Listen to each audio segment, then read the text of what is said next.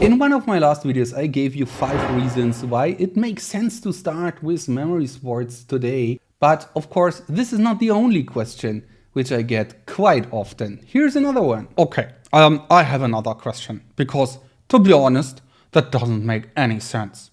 When I want to memorize something, let's say for school or for my studies, what I do is I have a list of these things. And then you say that I have to create a story or a memory palace. But let's face it, in this case, I have to memorize even more and remember even more. I could learn my stuff immediately, but now I create a story and in the end, I have to remember the story as well. That doesn't make any sense. I mean, why should I memorize more than I have to? So I think I will skip this extra step and memorize my stuff immediately. Okay, seriously, what is wrong with getting a haircut?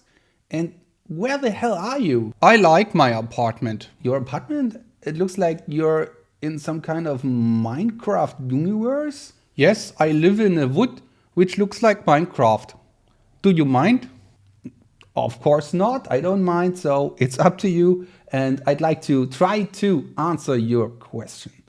So you think in order to memorize stuff, you create a story and you have to memorize the story as well as your facts. And on the first glance, it might look like you have to memorize even more, but I think this is due to a couple of misunderstandings. First misunderstanding comes from the classical memorization people usually do. They read a sentence or any other facts they want to memorize and they repeat it again and again. It is a bit like the house was built in 1984. The house was built in 1984. The house was built in 1984. The house was built in 1984. The house was built, and so on. So they do it again and again. And usually this is what people understand when it comes up to memorizing stuff. It's a bit like trying to engrave something into your brain. And when you are able to remember that and recall that, then many people call that they have memorized it. And I agree, if you consider that, then it really looks like that you have to memorize more, the facts and the story. But that's not what we are doing. Because in reality, when you use memory techniques, you actually don't memorize, you just create stories. And if you create a very vivid and very visual story, which is creative, which is crazy, maybe scary, that story sticks way better to your memory than just reading a sentence 5 times and not imagining anything. And you even don't have to put extra effort into memorizing that because it automatically sticks. In example, let's imagine in your little apartment wood Minecraft thing, there would be a tiger in the background.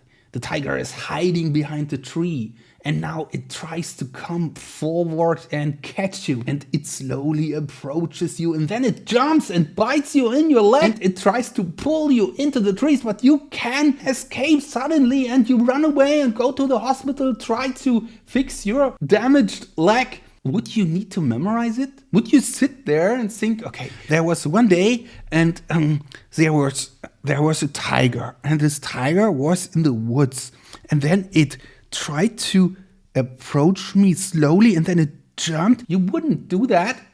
You can tell the story again and again and again in the future. Probably for your whole life you will be able to tell this story. And this without reviewing and repeating it all the time. Because it sticks so clearly to your mind. There are so many senses involved. You were scared, you were hurt, things like that. And this sticks to your mind automatically. You don't have to put extra effort into memorizing that story. So the task is actually to create stories and make them as memorable as possible. So they are kind of something what really happened to you. Of course, they're just in your mind, in your fantasy. But if you create them very carefully and vivid and visual, then there's a really good chance that they stick as good as real stories would stick to your memory. You create the story, it sticks to your mind, you can recall it, and because your information is encoded in the story, your information will pop up and come to your attention just because you review the story. Another aspect is don't try to review and recall the stories word by word. It's about the content of the story, not about the exact phrasing. If you are able to recall the content, then it's mostly enough to recall also your facts. You can, of course, write down your stories later on, because that will help you remembering it a bit easier, especially when you create a lot of stories. But don't do it in the first place. Try to create the story, try to visualize it and see it in your inner mind. That's your first step. Sometimes I see people who write it down immediately and they write it down word by word. And instead of really creating and visualizing it, they would just write it down. And in the end, they cannot even recall it. So skip the step of writing it down for now and do that maybe later. So the main difference between classical memorization, as I described it here in this video, and what we do is that we put the effort into creating the story and not only into the recall or review process.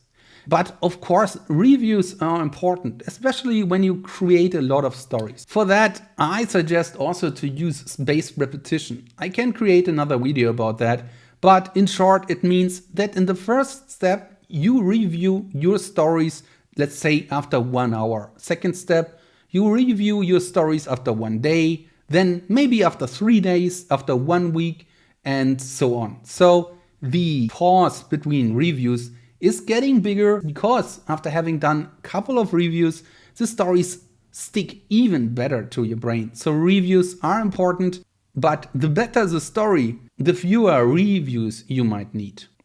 In summary, I would say change your mindset of what you are going to do. When I teach people, sometimes they are afraid that they forget it, they forget the stories, they review it, they make it word by word, things like that. And in order to avoid that, I tell the people only to, okay, we have this list of words and now we create stories. I don't even mention that we are trying to memorize these things. Because as soon as I do that, people are always like, oh, I'm afraid, maybe I forget it. Oh, I have to be very careful and have to review it in my mind over and over again. But that's not what I want. What I want is that you just create a story and then see if this story sticks. And if it's not sticking, then next time you try to make it better. But you will see if you just go for a nice little story, it will stick much better than you think. I hope this video helps you a bit understanding the memory techniques a bit better. Give it a try and test it on not so important stuff. You will see it works. And if you have done that, you will trust your memory. You will trust the techniques and then you can go and memorize the real stuff with these techniques. Thank you very much for watching. Have a nice day and keep on memorizing.